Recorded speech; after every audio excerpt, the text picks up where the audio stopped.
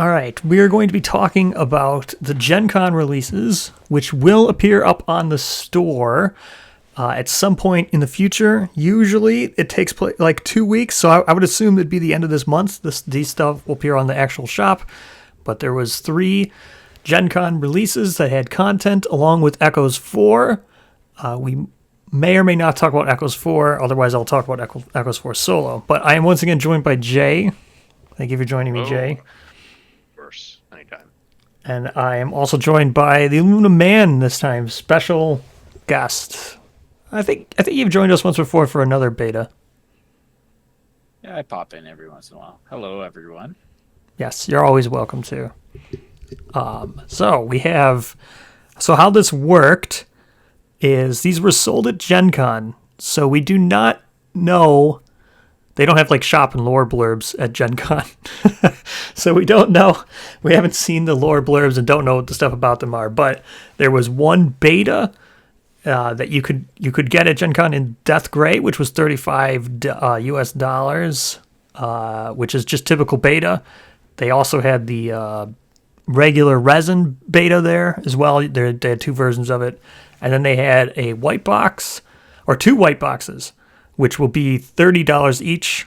They did not contain painter's scales. They were just the regular gameplay scales, and that was, the beta was Sen, and then the 2 white boxes are Lune and Lenore. So first we're going to talk about the beta gear. So first the beta gear was another mastery, which is super interesting, or another specialization with a new unique weapon type. This is a fan. Jay, if you want to talk about the fan, because I know you're in love with the fan. Oh shush! Don't you be a jerk about that. The Crescent Tessin. I mean, are you not? You can disconfirm it. Do you want to disconfirm that you're not in love with this fan? Oh, I like the fan. Okay. I would cuddle the fan to sleep or something. I don't know. I guess you could say you are a fan. Yes, I'm a huge metal fan. The Crescent Tessin requires to build 1 bone and 3 scrap and the weapon crafter, so it's pretty cheap. In fact, it's very cheap. It is a weapon melee fan, finesse and metal, 1 speed, 5+ accuracy, and 4 strength. It has a red right and a blue down, deflect 1, barbed 4, which is on a perfect hit. You gain plus X plus 4 strength here. And the unfurled special gear rule, which is new. The unfurled rule, while you have any deflect tokens, this weapon gains 2 speed and -4 strength. So it seems kind of weird. I guess the idea is that you smack somebody over the head with it, and you deflect and open it and do like Sekiro thing. It also has deflect 1 and barbed 4. Yes, I already went over that. Oh. So yeah, it's kind of a neat thing. It's real cheap. It's not frail, so that's good. Yeah, it's pretty cheap. You need the weapon crafter, but weapon crafter is usually something you go for right away. You could probably realistically have this by Lantern year 4 or 5. Yeah, 3, 4, or 5, something like that, depending on how fast tracking you are, how many lanterns you pull from the basic resources. Yeah, that's a good thing to make it from Butcher. Butcher, I think you can get like 1d10 for beating Butcher, I think? Or is it 1d5? Yeah, they can get like a 1d5. Yeah. It's got good affinities too. Activates Rawhide Chest. Yep. All around a decent piece. Yeah. It's got How do the affinities work with like lantern stuff though? It works with polishing lantern. Mm-hmm.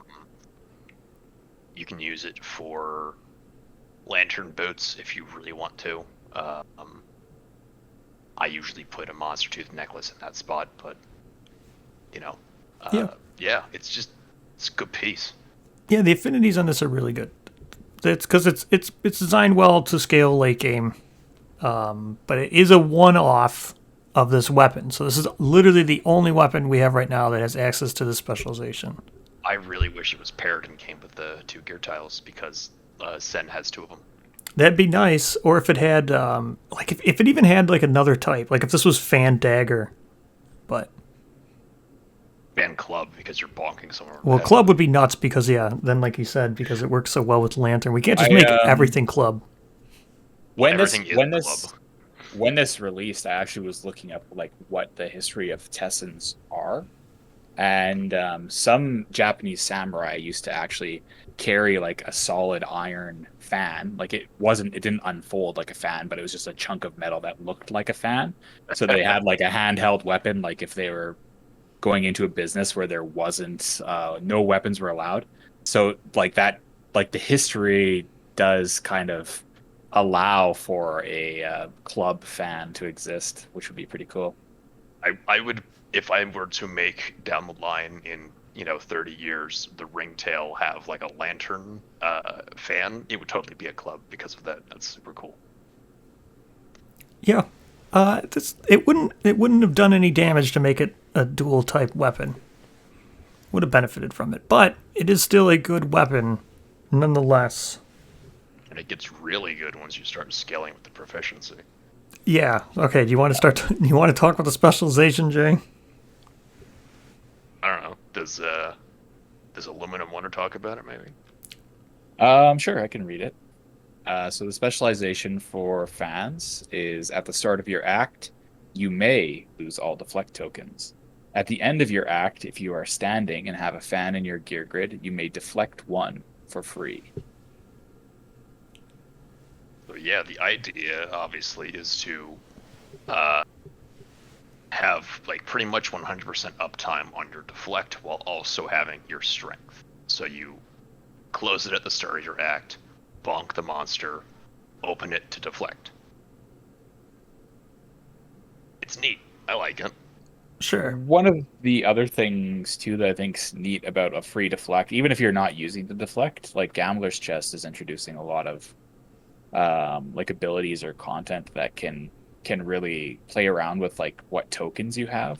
Yeah. So I think it'd be good. I don't know, Bra, how much you want to talk about Gambler's Chest stuff, but I was thinking about the paired thing, and how there's that mirror eyes philosophy. We were shown that, I think, in an update once, so maybe it's not that big of spoilers. Yes. But that gives all weapons that you have paired. So this could be like a good opportunity to have paired fans. That's not a bad goal. It's not like there's it's not like it's unique. So if you don't have 2 gear tiles, you can make 2 of them. Yes. The other. All right. I'm just gonna talk. We have differing opinions on this. The way I would see using this, I would use this until I got mastery. This would basically just be a replacement for my shield. That's all this is, because it's a free deflect, and normally you have to actually do deflect with your shield.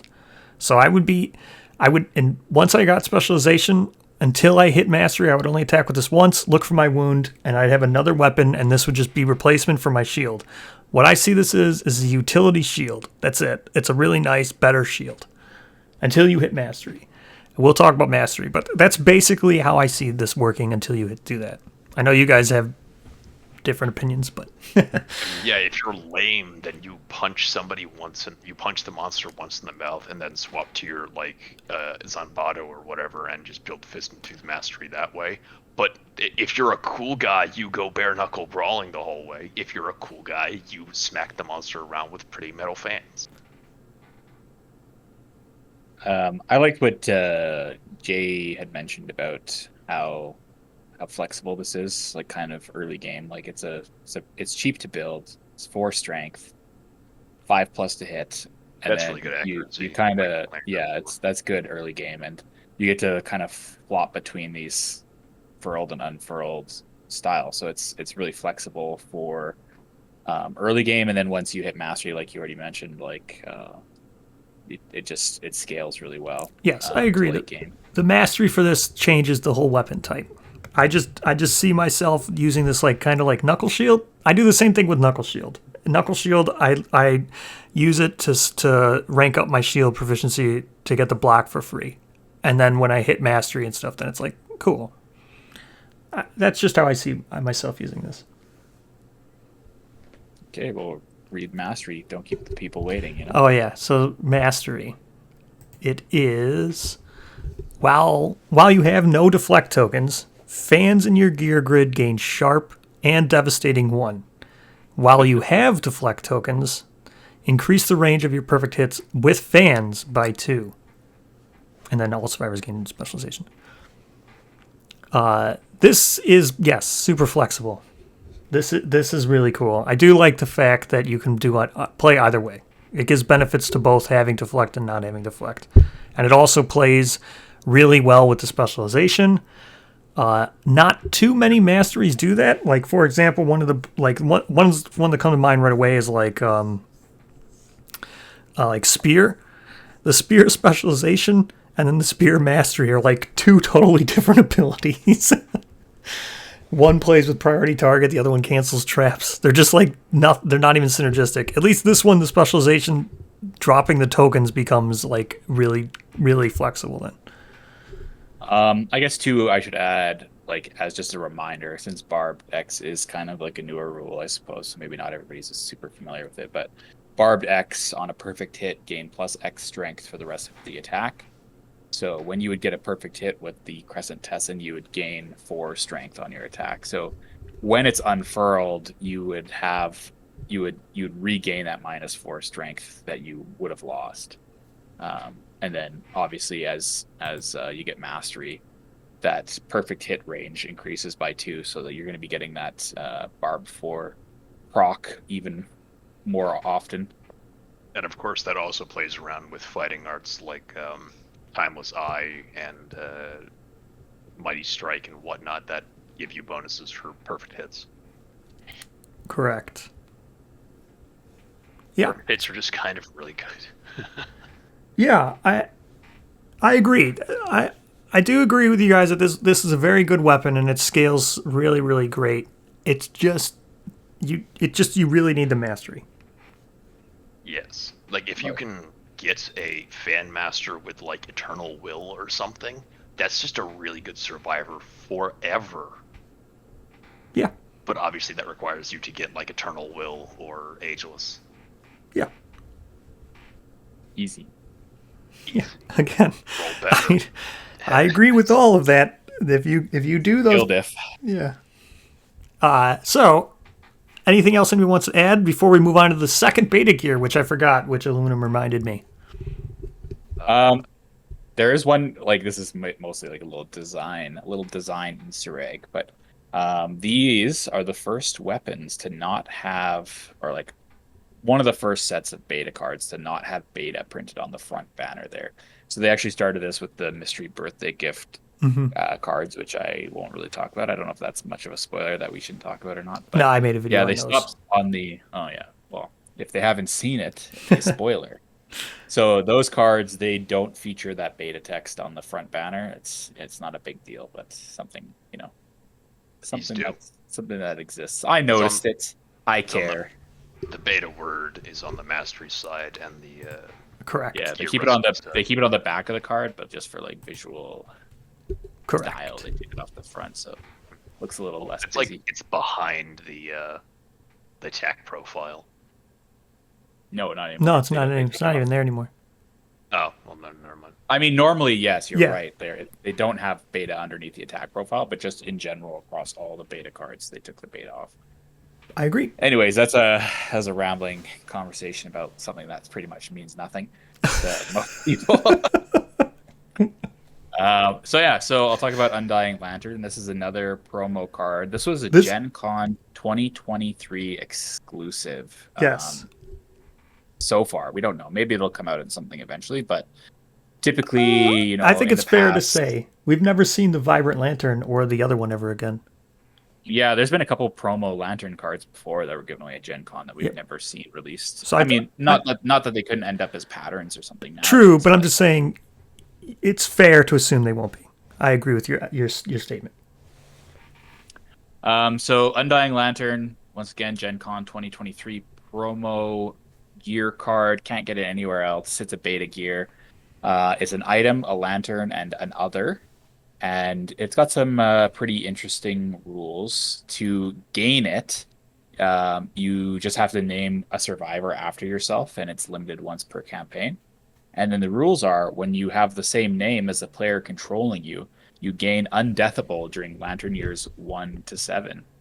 And as a reminder, undeathable says that if the survivor dies, roll 1d10. On a result of 6 plus, the survivor lives. If this roll occurs from the survivor having a lethal amount of bleeding tokens, the survivor will not die until they gain another bleeding token. So, yeah, GCE focuses a lot on like some crazy bleed builds, so that could be kind of a cool thing to play around with. I don't know if you'd be able to get much of it within Lantern Year 1 to 7, but I have a yeah. question. Why doesn't it just say the survivor gains deathless? Or undeathable? Is that what it is? Yeah, undeathable, yeah. Yeah. I think it's probably because it defines it on the card. That's probably why there wasn't room to say that. Yeah, fair enough.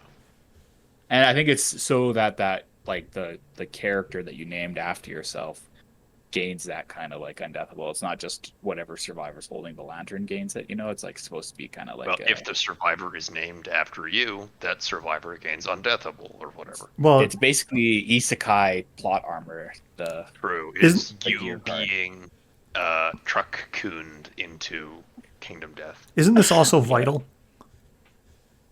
No. Oh, that okay. is the other thing that I sent you that we're not going to talk about. Oh yeah. Okay. So yeah, Undying Lantern. I don't know. I love it. I love like exclusive little like gear cards like this. It's kind of silly. It's just for fun. It's just gives you a little bit of an easy mode on your self-named character when you start the game. Nothing too earth-shaking or Yep. It's just fun. Just a cute little lantern. Yep. I agree. This stuff's awesome. I wish it had the Well, actually, we've seen this now. We can talk about this too because this is probably the only time I'm ever going to talk about this because I don't really cover the sim. If you want sim coverage, you should go watch A Warm Awful Feeling on YouTube. She is amazing. But the sim also released the new alternate art stuff for the alternate art of Founding Stone. And I would love if GenCon handed out promos, alternate art and stuff, or if there were just more ways to get alternate art. And the reason why I mentioned that, if this Undying Lantern had been like, or if the GenCon promo had been a sub for Survivor's Lantern, just with alternate art or alternate abilities, I think that'd be awesome. So, yes, I also agree. There is an alternate Survivor Lantern that came with the soda and pop Possessed Twilight Night. Correct. Yes. Correct. They didn't have any alternate ability. Yeah, cola. Was it candy and cola, right? Yeah, candy and cola. No. It's the possessed. Oh, it's the possessed one. The soda. Yeah, the Possessed Twilight Night. That's right.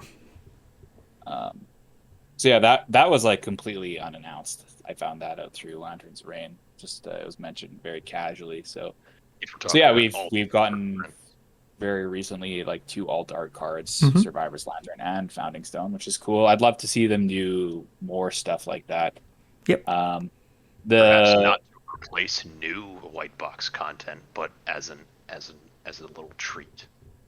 Yeah, to be honest, I love stuff like community involvement. Like if they were to run contests and send people like promo cards or do whatever, right? Like, hey, give us your best fan art. You know what? I'll mention this too. We'll print it. Just because you just brought that up. If you didn't see the interview that I did with Poots, I did ask about King's Coins, and they do run contests where they give out King's Coins and stuff. So if you do win those contests and you do win King's Coin, make sure you bring them with you to GenCon or any place maybe ever that Team Death ever appears in person, if they ever do anything outside of GenCon. But it's nice to see beta gear being used to incorporate these kind of like, lower kind of impact gear cards. No, not lower effort.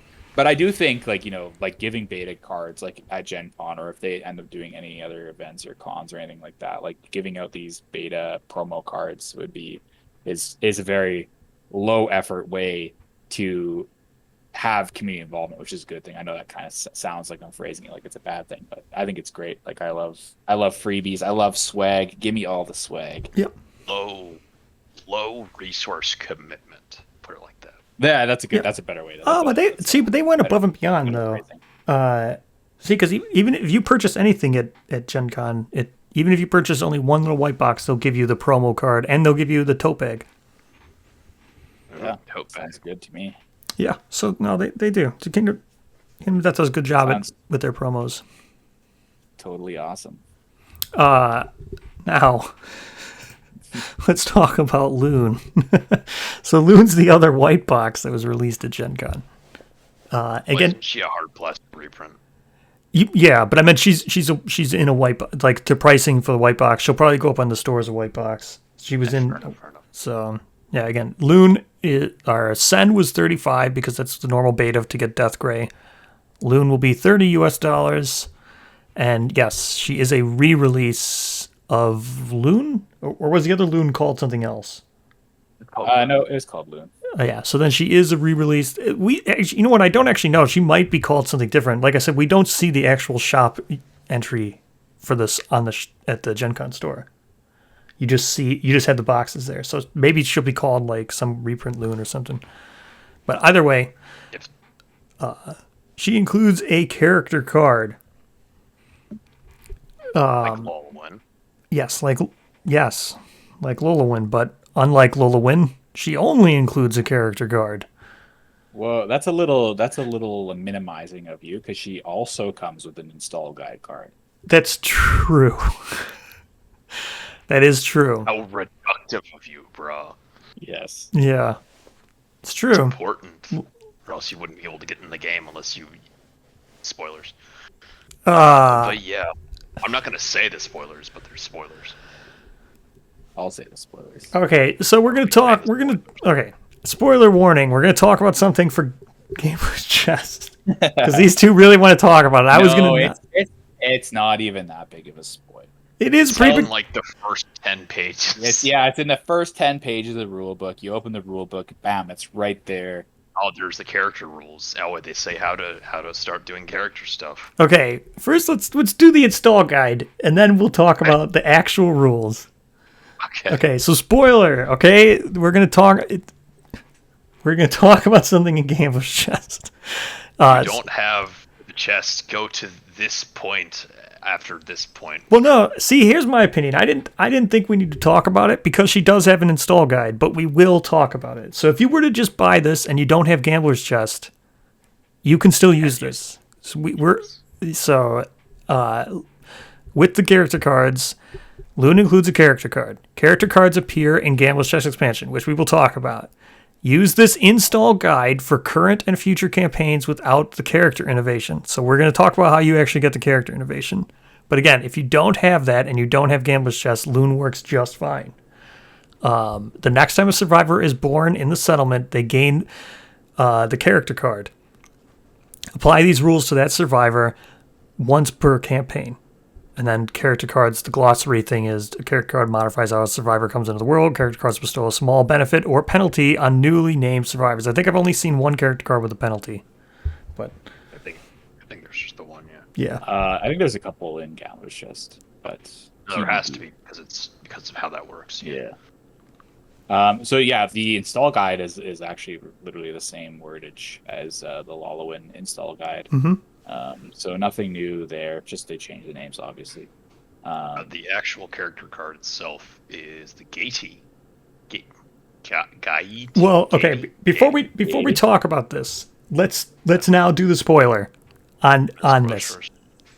Go to this point if you don't want to be spoilered. Flashing red text on screen. Haha. Not yet. Yeah. Okay. Spoiler.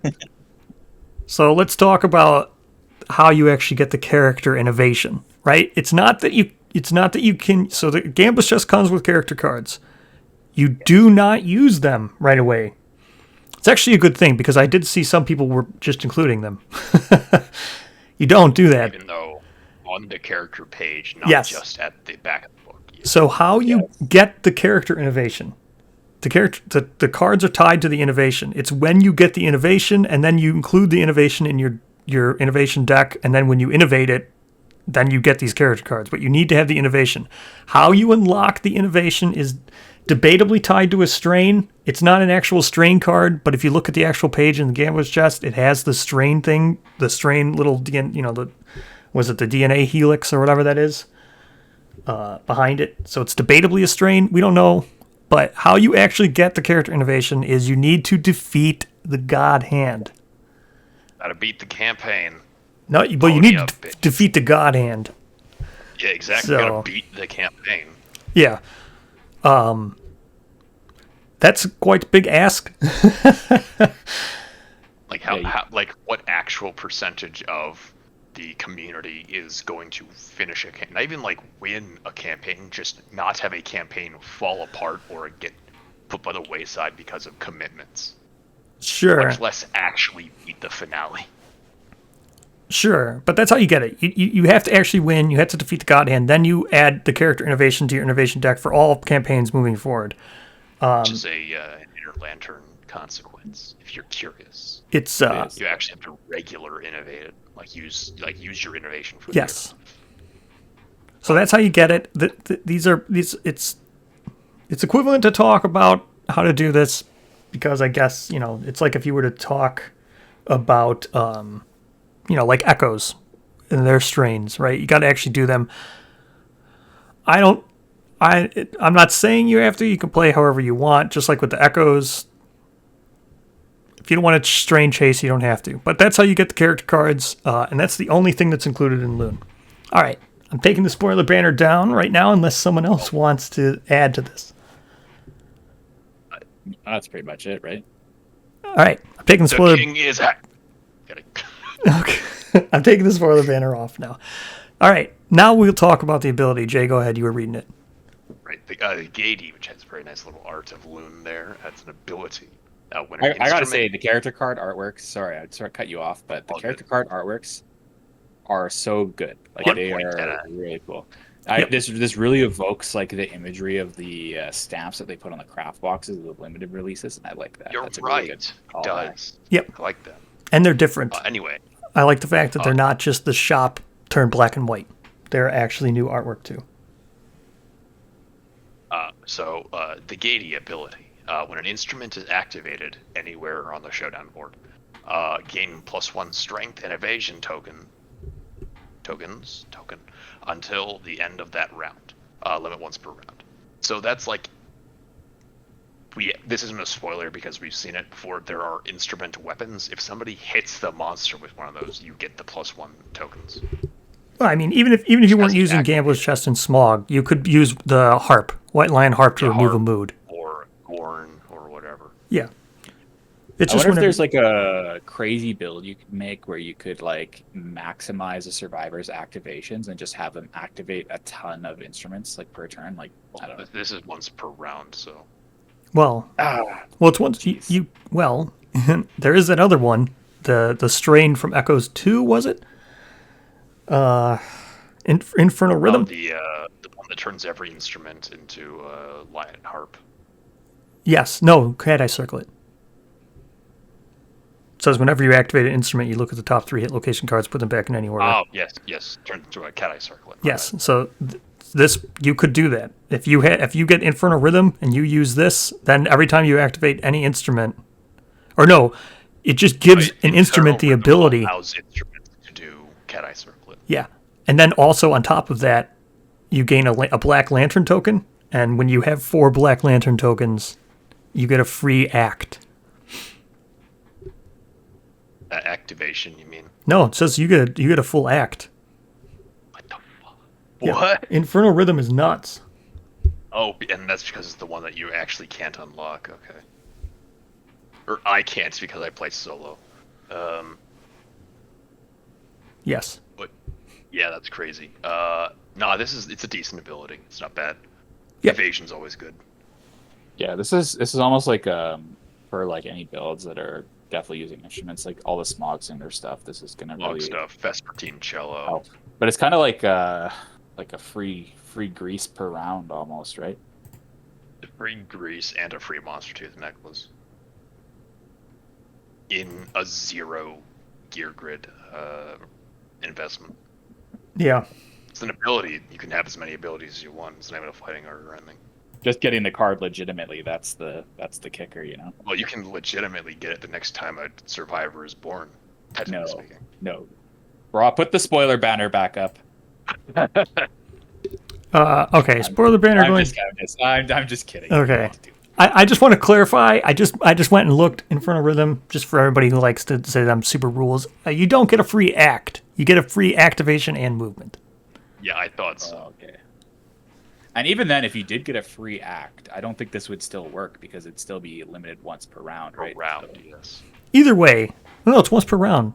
So you could, it's like, yeah, it lasts the whole round. So if you activated an instrument, got your 5th lantern token, then surged, and then spent those 5 lantern tokens, then you get another action. So you would have the +1 strength, +1 evasion for that whole time. All 3 of those actions. Yeah, but like.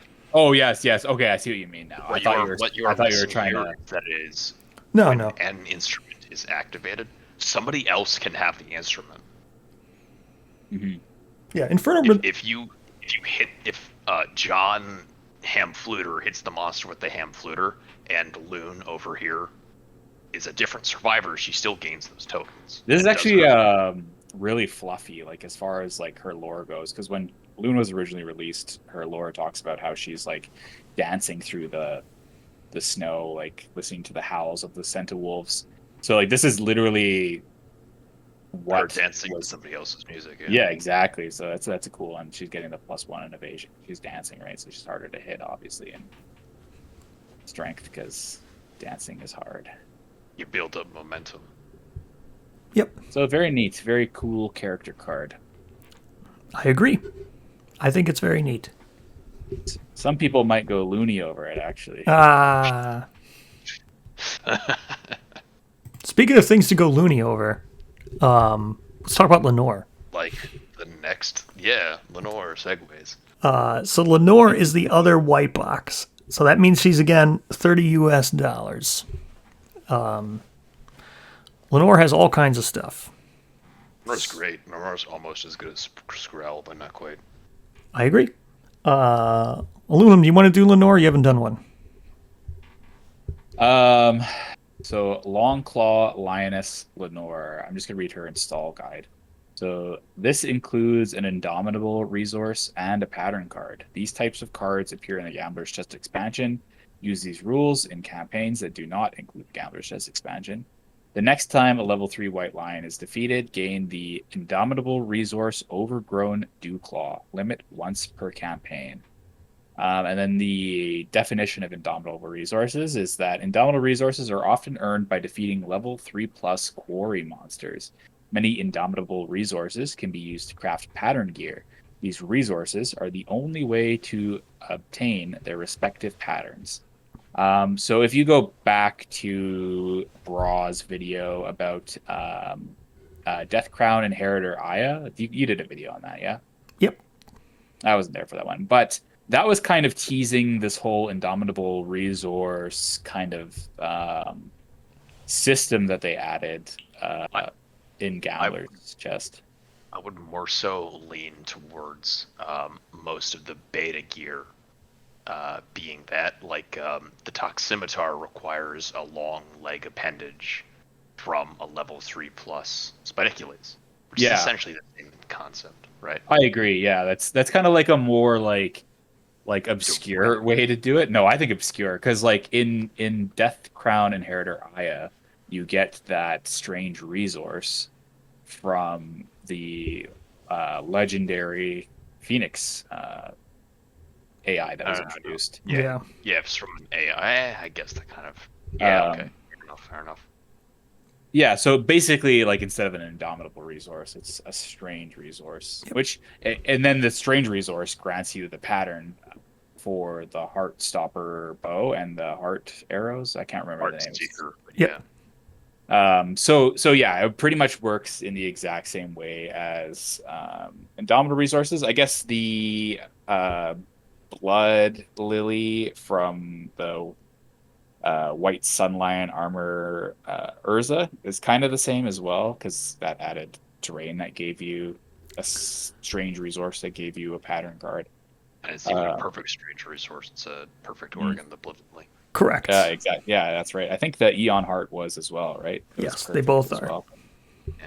'Cause that's when we had that huge discussion on Lantern's Reign about like what is perfect, Hmm. perfect versus perfect organ, or et cetera, et cetera. Anyways, Everything's been standardized to perfect, comma, Oregon, right? yeah, I don't want to get into that one because that one Yeah, fair enough. triggers me a little bit. But um, so yeah, basically, you in the install guide version of the rules, you defeat a level 3 white lion. You gain this indomitable resource. This is just in addition to your rewards that you would normally gain when defeating a white lion. And then as soon as you gain this, you also gain the pattern for the long claw, which is a new, just generic pattern. It's not a seed pattern. A lame pattern, if you will. It's not a seed pattern. So the long claw requires you to have one overgrown dew claw, 2 times iron, 2 times bone, 2 times hide, and it's locked behind nightmare training. And you can only build one at a time. It has a crafting limit of one. For those who Um, are listening and not watching, the overgrown Dewclaw is the perfect resource. Yes, Or the indomitable resource, rather. correct.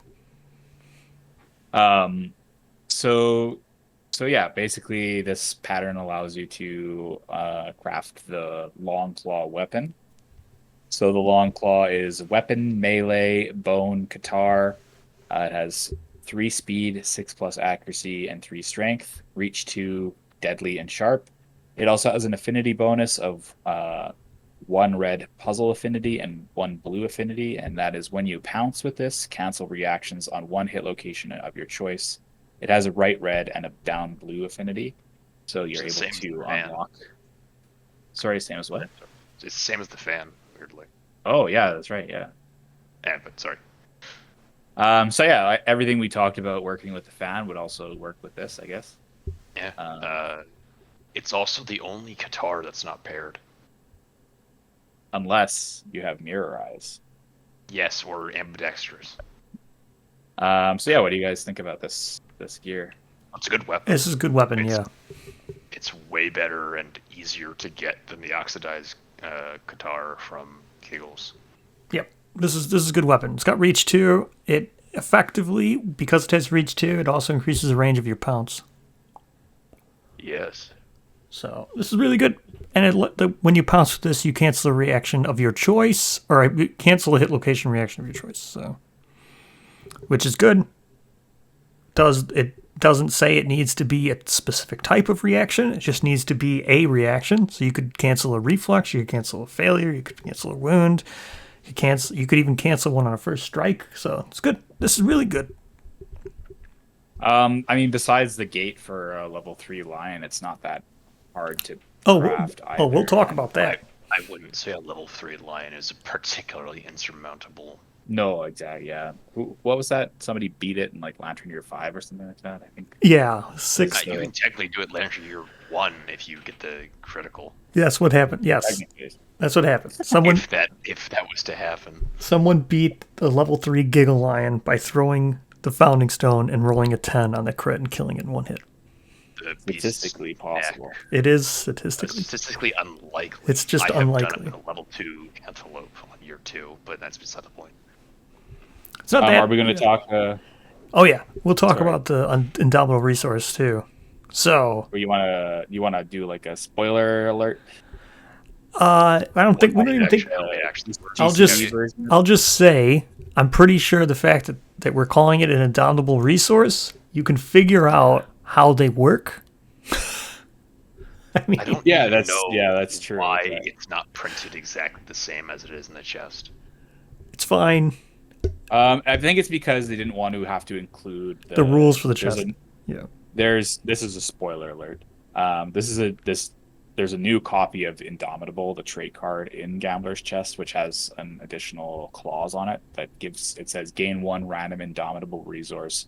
If you do not have any for this monster, gain nothing instead. So, like the Lune character card, this is just kind of alternate rules for people that don't have the Gambler's Chest content yet.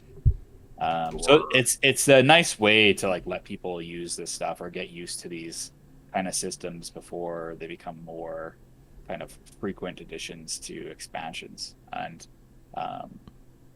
the Gambler's Chest. Go ahead. My point is more so it could have said when you defeat a white lion with Indomitable.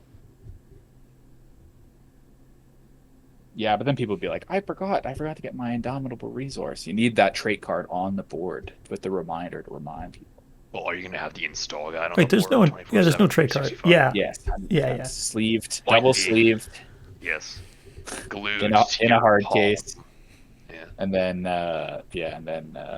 laminated. Make it like the freaking Yu-Gi-Oh card necklace that Kaiba wears.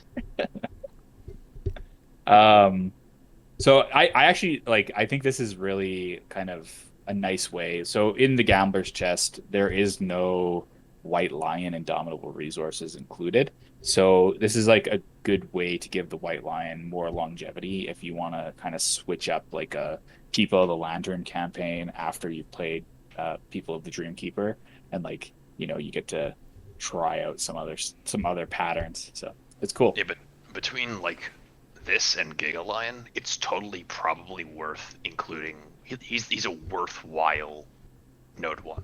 Yes, because you know what this does. If you use Gambler's Chest and you have that with new trait for the new Indomitable, which you should just do it anyway because it's not whatever. But the biggest thing about stupid White Lion is it doesn't drop Black Lichen. So at least Giga Lion does. I know, but I said White Lion. But so this now makes it so at least you get something for killing level 3 because you'll get a perfect resource at every time you kill it because this is the only Indomitable card it has. But brah, how could you forget defeating a level 3 White Lion gets you Elder Cat Teeth? Yeah, I know, right? The non-perfect bone that's only used to craft one thing. But yeah, I agree. This is very good. The fact that this adds an Indomitable bone. Bro just kicked Jay for his comment. Oh. No, Jay dropped his phone. Just banned him from the discussion. Yeah. Elder Cat even Teeth. saying bringing up Elder Cat. banished from the Sorry, call. my Discord cut out. No, yeah. If you mentioned Elder Cat Teeth in my presence, I'll treat you like you had said Goblin. So yeah, I like this content. It in a way, it kind of feels like cut content from Gambler's Chest. Like they're like, oh, let's just pull that out and just ship it with a white box. But if that stuff, I'm gonna say vaguely, is in COD for everything but the core quarries, I might be a little salty. Well, one of the things I noticed let me just say that Lenore's mini is also sick. This weapon looks so cool. She could use the Beast Slayer cape or something. She needs shoulders, shoulder pads. But besides that, it's a great mini. As I was working on the wiki, I did a list of Indomitable resources. So I was kind of working through them, and I noticed that Smog Singers and the Crimson Crocodile, they each have 5 Indomitable resources. The Phoenix only has 3, and then now the White Lion has 1. So if they're going to maintain that pattern of 5 Indomitable resources per quarry, they have room to add 4 White Lion to the Campaigns of Death, as well as an extra 2 to Campaigns of Death for the Phoenix. I mean, I would be happy with 3 per quarry personally. Here's the thing about Indomitable resources. I said the same exact thing about, since you already mentioned Death Inheritor Aya. Death Inheritor Aya, I dislike the fact that it's a 66% chance that you'll actually get that trait in play. And if you don't get it, now you're just fighting a level 3 Phoenix for not what you wanted. So I'm hoping they don't go nuts with Indomitable resources, because I kind of want the Lion Claw, but I don't want to have to fight 5 or 6 level 3 White Lions, which are totally unrewarding to get it. What? But the reward now is getting the Indomitable No, resource. I'm talking if they add 4 White Lion resources. This will be the 5th one. Okay, You only get 1 Indomitable resource when you kill level 3, and so you only what if the other 4 have great patterns that you make out of them that are just as good as the Longclaw? Sure, but I'm saying if I wanted Longclaw. So I'm saying that I just hope they don't bloat the Indomitable resource deck. That's all I'm saying. Like I love this because like for example, like with Frog Dog, we talked about, or when the update came out and they talked about Frog Dog having like a low level gear set and then like a high level gear set. Like Indomitable resources and these patterns are the perfect way to do it. You don't have to print an additional settlement location. You can have like basically it's like an extra gear, like a bonus gear that you can print without doing a settlement extension like Giggalion does, and then you can kind of gate like some really good high level gear. So there is a reason to keep fighting it. Like it's a good system to add. I agree. I just hope it doesn't get too bloated. Like I'm hoping quarries don't have like 10 of these. You know what I mean? Welcome to Kingdom Death, baby. No, look. All right, I'm just gonna get this out of the way. The Lenore here. I highly recommend it, right? I normally don't recommend people buying things. Normally, I only recommend, like, Skrell was the last one I actually recommended people buying for white boxes. I think they're all great and everything. So just, even though I'm saying this about bloating the deck, I think Lenore is a really, really good one. Lenore is, like, top tier. Of all the white, like, we had, like, 30 white boxes now. She's, like, S tier in this one because it adds this White Lion Indomitable resource and the claws are good. And she doesn't have a hobby size force in her box. Her sculpt is really cool. The Indomitable resource of the White Lion is totally needed. The claw is really cool. So yeah, like I'm not saying that it's bad, but I'm just saying. So there you go. I think this is a great top tier white box. We need to do like a white box tier list video and do like the actual like, the Mimi tier list stuff. That'd be fun. Sure, yeah, it'd be fun. S tier is reserved for Skrell. Through his part. No, Skrell. Skrell so far is my favorite. Yeah, fair enough. I think that's everything, right? Yep, that's everything. Echoes 4 was also released. 2.5 hours, so I don't think we could do Echoes. No. Echoes 4, if you guys want to stick around, I'll record Echoes with you. Otherwise, yes, Echoes needs to be another video because that's also a huge discussion. The Echoes are really cool. Maybe we'll talk about them. Otherwise, I'll cover them next. But yes, this is really cool. What do you guys think of Lenore? Would you also recommend Lenore? I'd recommend probably Lenore. Yeah.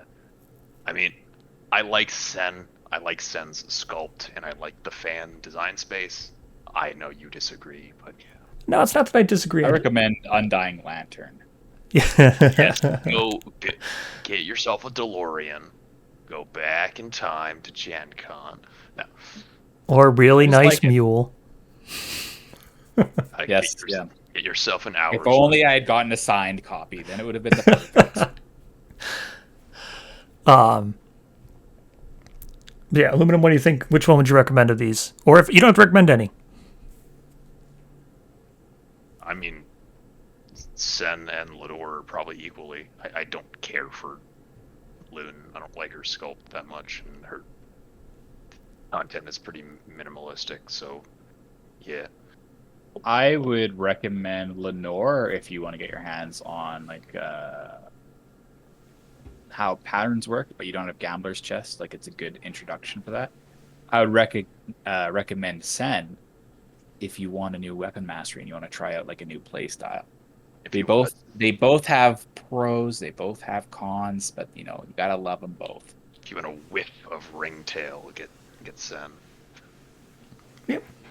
Look, I enjoy making the recommendation and encouraging people to buy things because I like the direction that it takes. And for all the reasons you also mentioned with Lenore, I think having Indomitable resources pushed, having the patterns attached to I think it's all great systems that I would love to see more of. That's so. I highly recommend voting with your wallet with Lenore. So I think they'll be on there. I would expect all these to be up on the August sale. Probably, definitely. All right. Well, thank you for joining me, guys. You have anything else you want to say? Nah. That's it. Thanks for having us involved. Yeah. Yeah, thanks for having us. Yep, no problem. Thank you for joining me. Goodbye, everybody.